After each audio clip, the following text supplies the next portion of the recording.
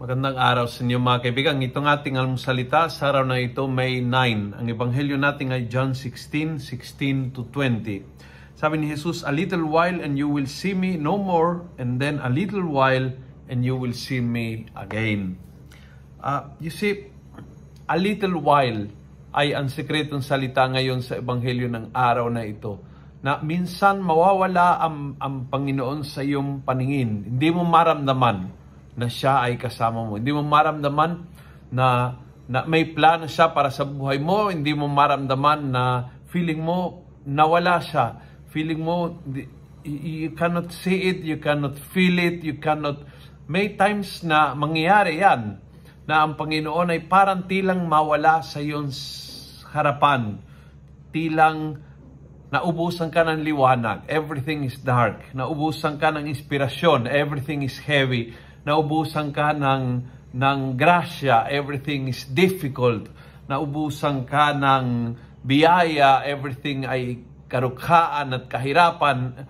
Naubusan ka ng lambing ng Diyos. Naramdaman mo ang loneliness, naramdaman mo na parang pinababayaan. And these times will come in your life. Pero yun ang mensahe ng Ebanghelyo ngayon. A little while. Sandali lang at mawawala. Sandali lang at makikita mo siyang uli.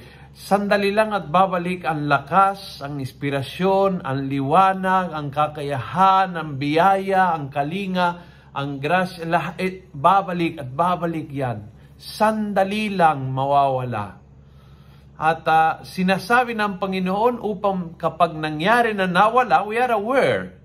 Maalala po natin na sinabi niya na mangyari, but at the same time, we are not only aware kapag nawala, we are hopeful kapag nawawala. Kasi alam natin na hindi magtatagal nito. Alam natin na may times na talagang magiging mahirap, magiging parang nasa loob ng isang aparador na wala kang makita, everything is dark and heavy. Pero alam din po natin na sandali lang yan. Kung kaya nating humarap sa anumang pagsubok, suliranin, dumarating sa ating karamdaman, kahit kamatayan, dahil alam na natin na that is sandali lang. Kung nagustuhan mo ang video ito, pass it on. Punuin natin ang good news ang social media. Gawin natin viral, araw-araw ang salita ng Diyos.